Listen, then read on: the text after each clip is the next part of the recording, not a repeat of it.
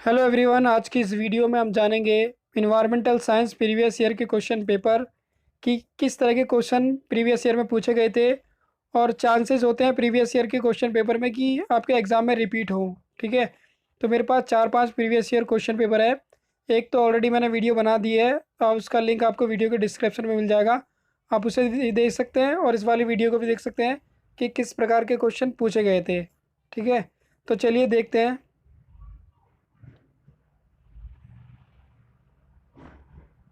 तो पहला क्वेश्चन है, इसमें कह रहा है कि define any five of following, किन्हीं पांच को आपको डिफाइन करना है। ठीक है, अगर आप इंग्लिश मीडियम के स्टूडेंट हैं तो आप इन्हें पढ़ सकते हैं, अदरवाइज हिंदी में भी यहाँ पे लिखा हुआ है।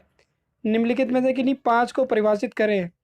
जैसे कि पहला है जैव मंडल, तो आपको जैव मंडल बताना होगा कि ये क्या होता है। ठीक है, तो इसका आंसर आप 3 से 4 लाइन में लिख सकते हो। ठीक है, उसके बाद है टुंड्रा।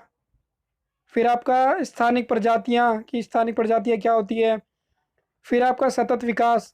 सतत विकास आपको नॉर्मली पता होगा कि हम इस तरह से विकास करें जो आने वाली पीढ़ियां हैं, ठीक है, उन तक भी ये संसाधन जो हैं, जो भी हम यूज़ कर रहे हैं, उपलब्ध हो पाएँ। ठीक है, वो आपका सतत विकास है।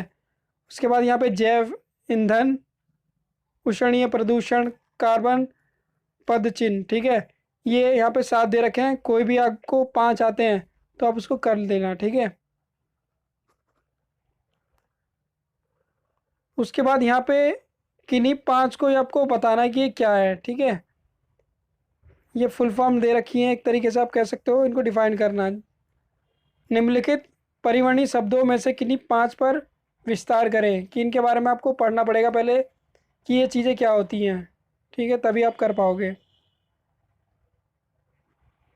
यहाँ पे कह रहा है फिल इन द ब्लैंक। ठीक है, फिल इन द ब्लैंक आया था आपका, ये 5 में से 5 फिल इन द ब्लैंक है और एक एक नंबर के हैं। इसको आप हिंदी में भी यहाँ से पढ़ सकते हो। जैसे कि रिक्त स्थान भरे। विश्व ओजोन दिवस हर साल को मनाया जाता है। ठीक है, तो आपको बताना हो कि कितनी तारीख को मनाया जाता है और कौन से महीने में मनाया जाता है। ठीक है, उसी प्रकार इसी और इसमें और भी हैं, तो आप इसको पढ़ सकते हो। ठीक है,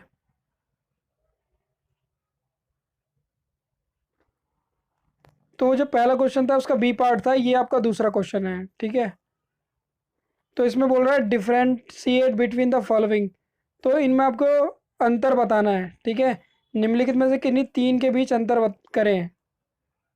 ठीक है, जैसे यहाँ पे कई दे रखे हैं, ग्लोबल वार्मिंग और ओजोन परत। ठीक है, और उष्णकटिबंधीय वर्षा वन और मरुस्थलीय पारिस्थितिकी तंत्र, तो इनके बीच में आपको क्या है, अंतर बताना है। तो अंतर इस तरह से बता सकते हो, पहले एक को डिफाइन करोगे, उसके बाद फिर दूसरे को डिफाइन कर दोगे। तीसरा कह रहा है यहाँ पे right short note on the following, किन्हीं 3 पर, ठीक है, आपको शॉर्ट नोट लिखना है, इनके बारे में बताना है। जैसे कि प्रोजेक्ट टाइगर क्या है आपका, ये आपका इम्पोर्टेंट क्वेश्चन है, ये कई एग्जाम में पूछा गया है। ठीक है, ये देख सकते हो आप। निम्नलिखित में से किन्हीं 3 पर सचिव टिप्पणी लिखिए। प्रोजेक्ट टाइगर, मानव वन्य जीवीय संघर्ष, परमाणु ऊर्जा के फायदे और नुकसान, भोपाल गैस त्रासदी और वणीय कानून पर इसका प्रभाव। ठीक है, तो भोपाल भोपाल जो गैस त्रासदी थी उसमें बेसिकली वहाँ पे जो गैस थी वो लीक हो गई थी और बहुत लोग मारे गए थे। ठीक है, उसके बाद कानून आए पर्यावरण से संबंधित, तो उसके बारे में आपको बताना है। चौथा क्वेश्चन देख लेते हैं। रामसर कन्वेंशन के मूल और 3 मुख्य उद्देश्य की व्याख्या करें। ठीक है, रामसर कन्वेंशन हुआ था, तो उसके बारे में आपको बताना है कि इसके 3 उद्देश्य क्या थे। इसी तरह से और भी है, मीठे पानी के संसाधन से जुड़ी 3 प्रमुख समस्याओं को उपयुक्त उदाहरणों के साथ समझाइए। इसका गा वाला पार्ट भी है, जोड़ का क्या अभिप्राय है, एक केस स्टडी की सहायता से इनके पारिस्थितिक महत्व की व्याख्या करें। पांचवा क्वेश्चन देख लेते हैं। पांचवें क्वेश्चन में भी आपके 3 हैं, तीनों आपको करने हैं।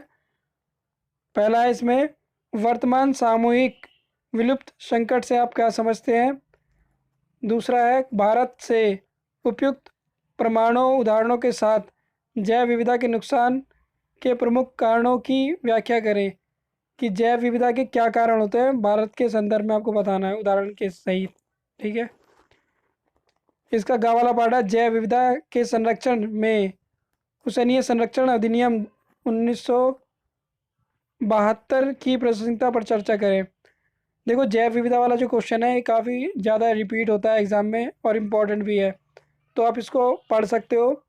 और साथ ही साथ इस क्वेश्चन में बेसिकली पूछा गया है कि जो 1992 में एक प्रावधान आया था, ठीक है, कानून कह सकते हो, संरक्षण से हुई थी वहाँ पे, तो उसमें जैव विविधता के बारे में क्या किया कहा था उन्होंने, उसकी क्या प्रासंगिकता है, ठीक है, उसके बारे में आपको बताना है।